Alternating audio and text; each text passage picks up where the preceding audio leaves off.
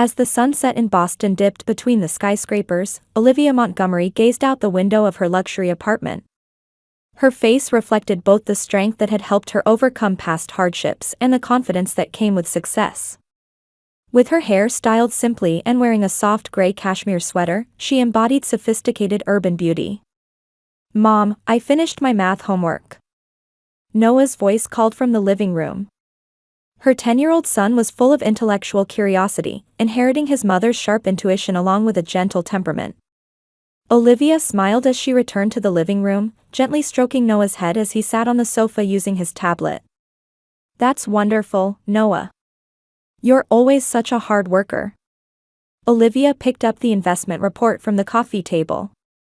Working as an investment advisor at a prominent Wall Street firm, she had built an impressive career over the past few years. Even after divorcing her husband Thomas 3 years ago, the alimony and child support from his income as a surgeon allowed Olivia and Noah to maintain a financially stable life. Suddenly, the phone rang. Looking at the screen, she saw it was from her sister Karen. Olivia hesitated for a moment before pressing the answer button. "Olivia? How are you?" Karen's voice carried its usual sarcastic tone. "I'm fine, Karen. Did something happen?" "I'm hosting Emma's birthday party next Saturday. She's turning 8. It would be lovely if you and Noah could come." Olivia paused to think. Her relationship with her sister Karen and mother Elizabeth had grown even more complicated in recent years. Karen's marriage had failed, and she had moved back to the family home with her 8-year-old daughter Emma to live with their mother Elizabeth. Both women clearly resented Olivia's success and often treated her with contempt when in her presence. "Hello? Are you listening? Will you come?" Karen's voice grew impatient. "Yes, of course I'll come. I'd like to see Emma, and I'm sure Noah would be happy to as well," Olivia answered quietly. Right after the call ended, a message arrived from her mother. "I heard from Karen. Please come. I'd love to see Noah after so long." Olivia sighed. Time with family was always tense. After her parents' divorce during high school, Olivia had worked part-time jobs to pay for her education. One of those jobs was as a hotel cleaner. Karen and her mother still used this fact to look down on her. "Mom, was that a message from Grandma?" Noah looked up at Olivia with curious eyes. "Yes, we've been invited to Emma's birthday party. Would you like to go?" Noah's face lit up. "Yes. I'd love to see Emma after so long." Seeing her son's pure smile, Olivia felt a tightness in her chest. Perhaps for Noah's sake, she should make an effort to repair family relationships. No matter how much they hurt her, they were still blood relatives. The next day, Olivia went to a high-end department store to buy a birthday present for Emma. She chose a pretty dress from her niece's favorite brand and the latest tablet that Emma had been wanting. It was an expensive gift, but Emma was important to Olivia. While having the presents wrapped, Olivia thought about the upcoming party. She knew Karen and her mother's glances, their sarcastic remarks, and memories of the past would trouble her. But for Noah's sake, and for Emma's, Olivia was prepared to maintain her smile and handle whatever situation arose. Because they're family, she told herself as she accepted the wrapped presents.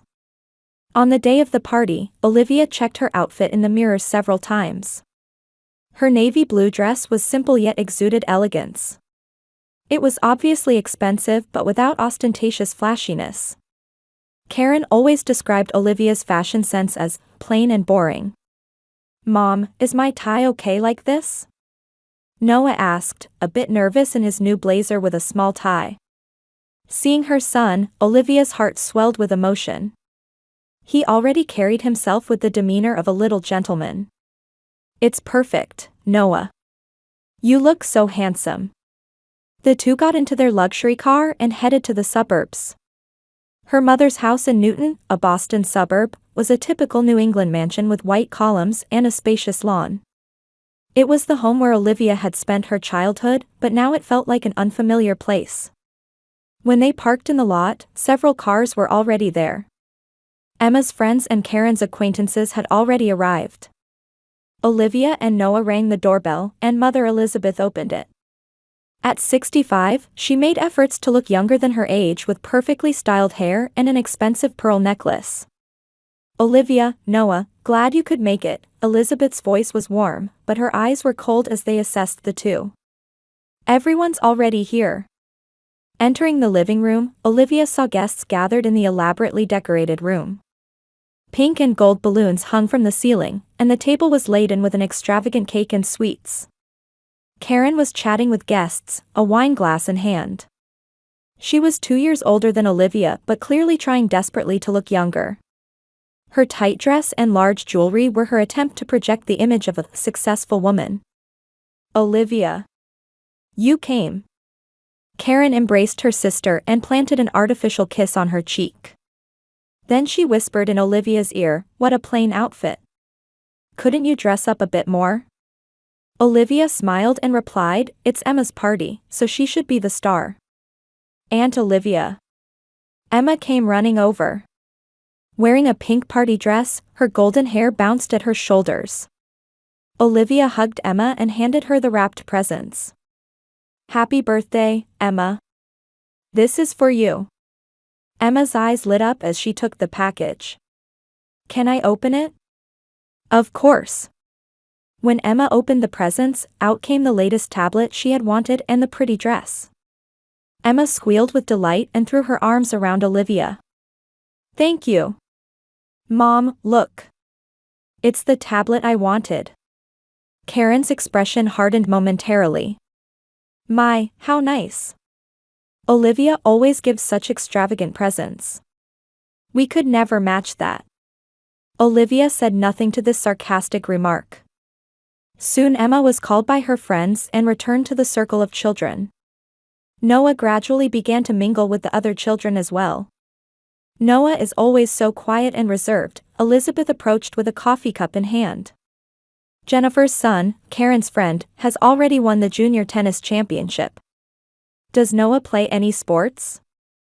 "Noah is in the chess club and won a tournament last month," Olivia answered quietly. "He's quick-thinking and good at strategic thinking." "Chess?" Elizabeth said with a slight sneer. "Well, that's fine too, but don't you think active sports are necessary for boys? Maybe because you're raising him alone, he lacks male influence." Olivia took a deep breath and smiled calmly. "Noah does what he enjoys and succeeds at it. I'm proud of that." As the party progressed, Karen began talking louder and louder with the guests. She had drunk several glasses of wine and her cheeks were flushed. "Hey everyone, listen." Karen suddenly raised her voice. "Let me tell you about my sister Olivia. She married a doctor, you know. But as soon as he became successful, she divorced him and squeezed a huge settlement out of him." The room fell silent. Olivia felt frozen. Karen continued. "She dumped the man but made sure to secure the money. That's why she can pretend to be an investor while living in that fancy apartment." Then Mother Elizabeth joined in. "That's right, but Olivia wasn't always wealthy. During college, she worked cleaning toilets at hotels to earn living expenses. Becoming a single mother and struggling, it's really shameful, isn't it?" Olivia felt her face grow hot. Her mother and sister were talking about her past struggles as if they were something to be ashamed of. The other guests in the room looked uncomfortable but no one stepped in to stop them.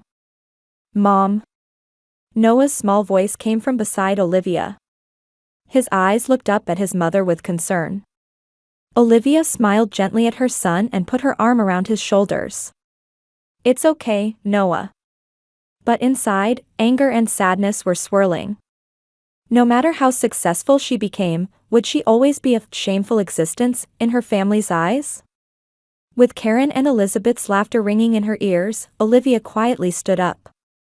"Excuse me, I need to use the restroom." No one followed her. Olivia whispered to Noah, "I'll be right back," and climbed the large staircase to the second-floor bathroom. Passing by what used to be her room, she opened the old wooden door. Once inside the bathroom, Olivia finally let out a deep sigh. Looking at herself in the mirror, Olivia reflected on her life choices. She was proud of working her way through college, building her career, and raising a loving son. Yet somehow, she always lost confidence in front of her family. Just a little longer, Olivia told herself. For Noah's sake, and for Emma's. She cooled her face with water and took a deep breath. Looking out the bathroom window, she could see children playing happily in the garden. Noah was among them, talking with Emma and her friends. A small smile appeared on Olivia's lips. At least Noah seemed to be enjoying himself. For my son's sake, Olivia told herself. I want Noah to feel a connection with family. No matter what Karen and Mother say, Emma is Noah's cousin. Looking at herself in the mirror, Olivia remembered the past. In college, she had worked various part-time jobs to pay for tuition and living expenses. One of those jobs was cleaning at a local luxury hotel. She would work early mornings, then attend college.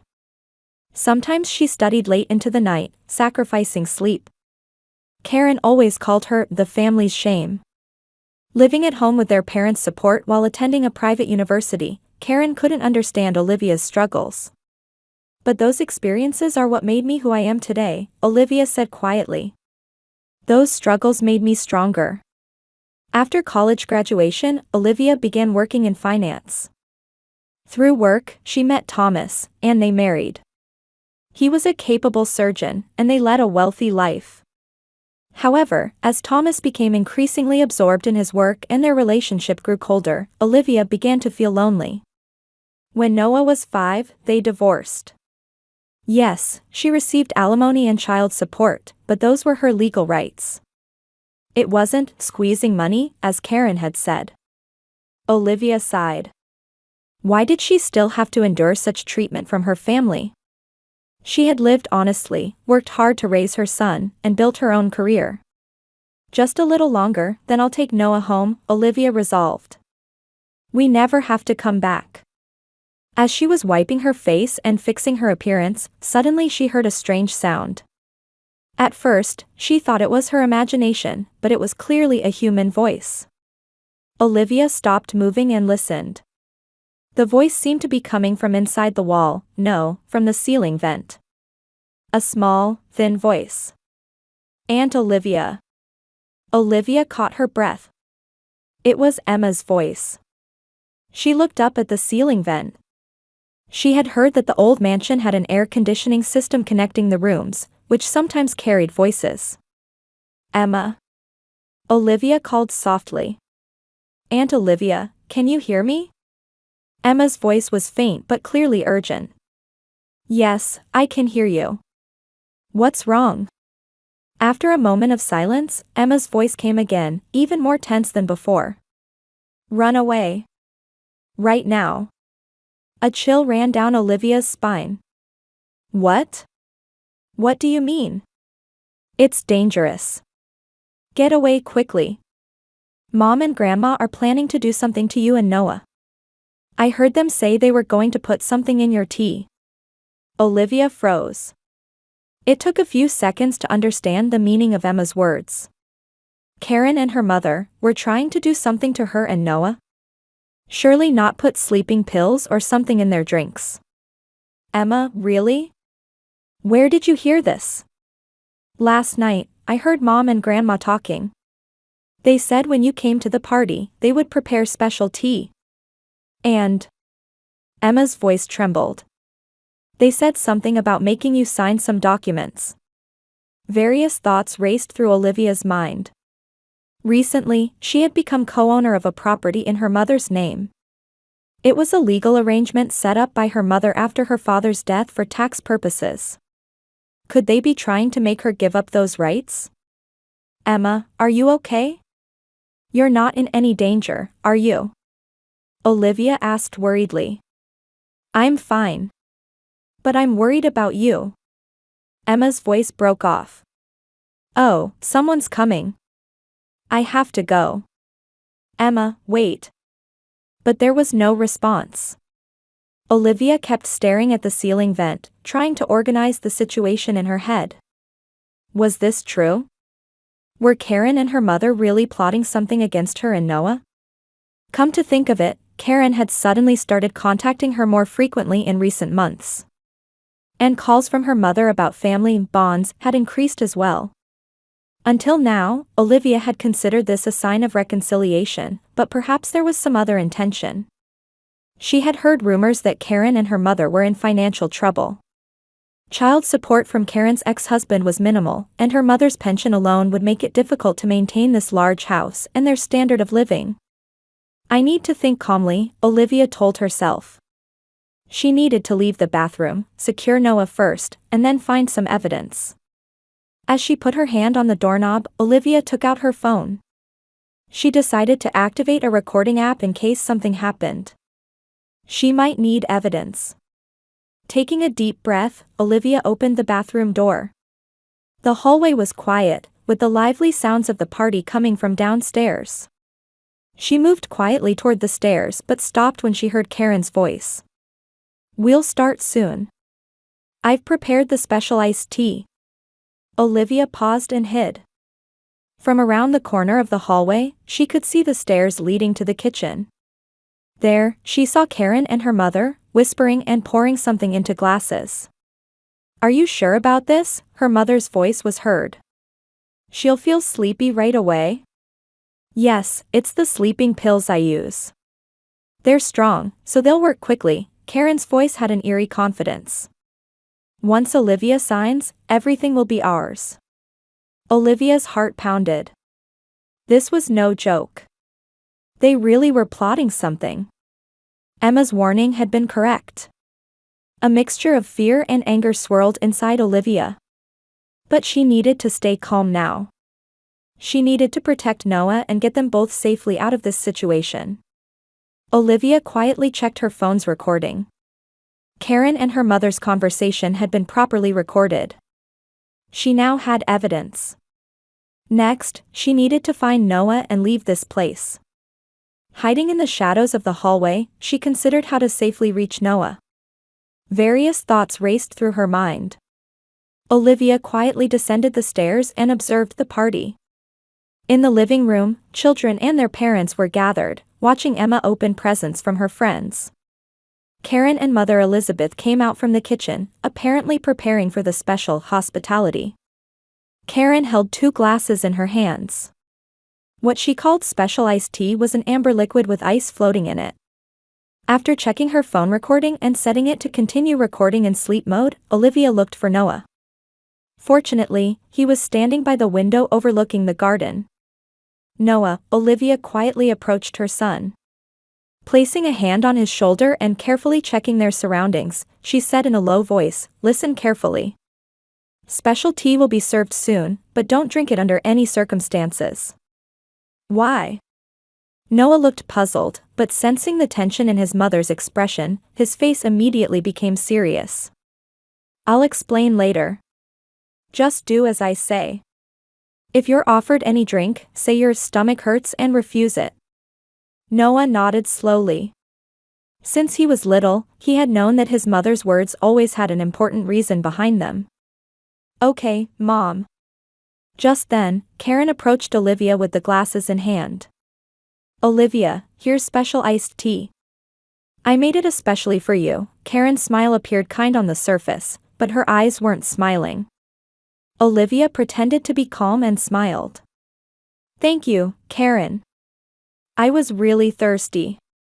She took the glass and pretended to take a sip. "It's delicious." "What's in it?" "Secret recipe," Karen said proudly. "Oh, and there's something I want to talk about after the party. Some papers I need you to sign regarding Mom's property." "I see," Olivia maintained her composure. "What kind of papers?" "Just formalities. Since Mom is getting older, we want to get things in order in case something happens," Karen answered lightly, but her eyes were sharp. Olivia nodded. "Of course, I'm happy to help." When Karen left satisfied, Olivia immediately took action. She went to the kitchen, made sure no one was there, and emptied her glass into a potted plant. Then she took regular iced tea from the refrigerator and poured it into her glass. Next, she found her mother and Karen's glasses and discreetly switched them with the special iced tea Karen had prepared.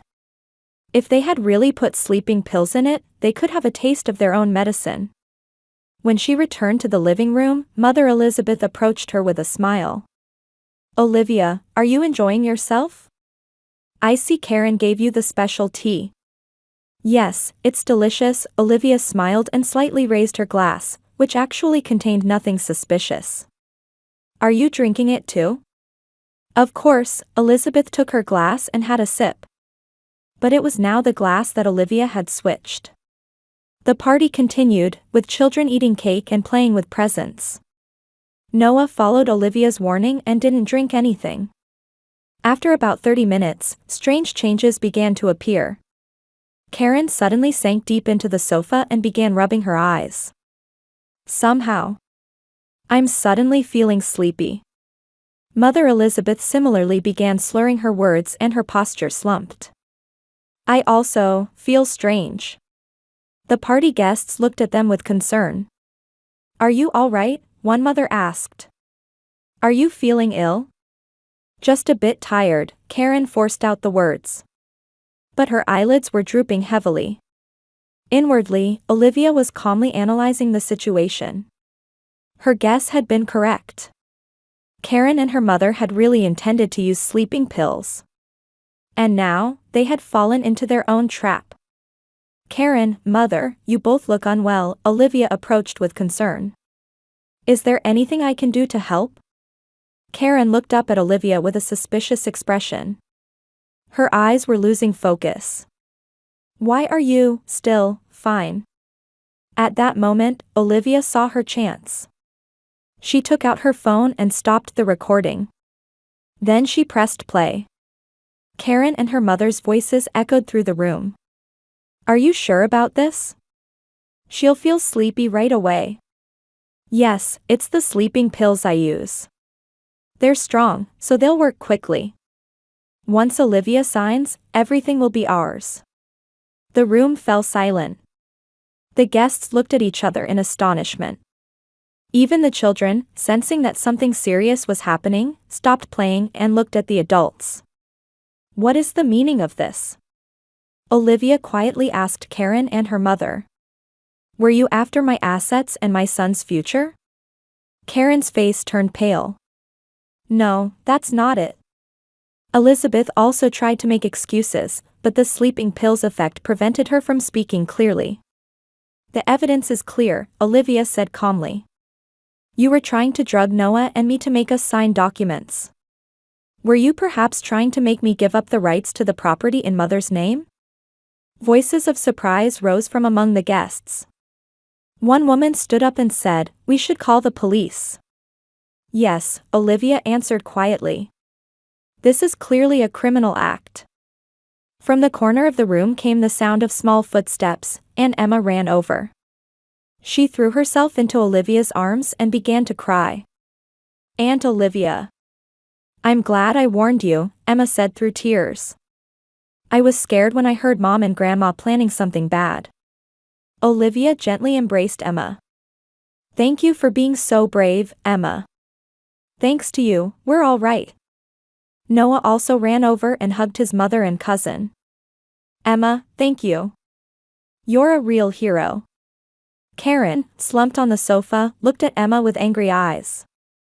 "You traitor." Her words were broken. "No." Emma wiped her tears but bravely talked back. "You're the bad one, Mom. Aunt Olivia and Noah are so kind, why do you bully them?" The surrounding guests had already taken action. One person called the police, and another, apparently a medical professional, was checking Karen and Elizabeth's condition. "They'll be fine, it's not life-threatening," the woman said. "It looks like an overdose of sleep medication. The police and paramedics will provide proper treatment when they arrive." Olivia held Noah and Emma, waiting for the situation to be resolved. The party was completely ruined, but she felt a strange sense of relief. The mental abuse she had endured from her family for years was finally coming to an end. When the sound of police sirens approached, Olivia quietly made a decision. From now on, she would create a new form of family for herself and her son, and if possible, for Emma too. Today's events had taught her that caring for each other was more important than blood relations. "What's going to happen now?" Noah asked in a small voice. Olivia gently stroked her son's head and answered, "Don't worry. Things will get better from now on. We can become a real family in the true sense." Both Emma and Noah smiled, reassured by Olivia's words. Across the room, police officers were handcuffing Karen and Elizabeth, reading them their rights. Their faces showed anger and a sense of defeat, but they no longer had the power to hurt Olivia. This court finds the defendants Karen Montgomery and Elizabeth Montgomery guilty of attempted assault and attempted fraud, the judge's words echoed through the courtroom. Olivia sat quietly, controlling her emotions. 3 months after the incident, the trial had finally reached its conclusion. Throughout the process, Karen and Mother Elizabeth never admitted their guilt, instead continuing to denounce Olivia as a selfish woman trying to monopolize the family's assets. However, the recorded evidence and witness testimonies were clear. The judge continued, "Defendant Karen Montgomery is sentenced to 2 years imprisonment with probation, and Elizabeth Montgomery to 200 hours of community service." Also, a restraining order is issued against both defendants regarding Olivia Montgomery and Noah Montgomery. When leaving the courtroom, Olivia was holding Emma's hand tightly. After the incident, the court had granted Olivia temporary custody of Emma. With Karen receiving a criminal punishment, it was determined that she couldn't provide a suitable environment to raise Emma properly. "Do you like your new home?" Olivia gently asked Emma. Emma showed a bright smile. "Yes. I love that my room is blue and I can see the park from the window." Noah also joined in happily. "We're like real siblings now." Yes, Olivia embraced them both. "We are a real family." A year later, Olivia's new home was filled with warm laughter. Emma had officially become Olivia's adopted daughter and began attending a new school with Noah. The two children quickly grew close, supporting each other as if they had been siblings since birth. At dinner, Emma suddenly said, "Hey, Aunt. Mom. I'm really glad I found the courage to warn you that day." Olivia smiled gently. "I'm the one who's grateful for your courage, Emma. You are our true family." "I'm grateful too," Noah added. "I don't know what would have happened without Emma." Outside the window, the sunset was painting the city red, outlining the new family in gold. Olivia looked at the children, reflecting on the unexpected turns of life. The pain and suffering of the past had now brought her the greatest gift. Meanwhile, Karen in prison showed no signs of remorse, instead nurturing her resentment towards Olivia. She got into trouble with other inmates, resulting in an extension of her sentence. Elizabeth fulfilled her community service obligation but gradually began to have health problems. Her large house was sold, and she began living alone in a small apartment. Occasionally, she would look out the window and think about the family she had lost, but her pride would not allow her to utter words of apology. Olivia sometimes thought about her mother and Karen. But now, instead of being trapped in past suffering, she focused on the happy reality before her. What she had learned was that true family is not determined by blood relations alone, but by love, respect, and trust for each other. "What shall we play tomorrow?" Emma asked Noah. "Let's fly the new kite in the park," Noah answered. Olivia listened to the children's conversation, quietly savoring her happiness. Their story was not an ending but a new beginning.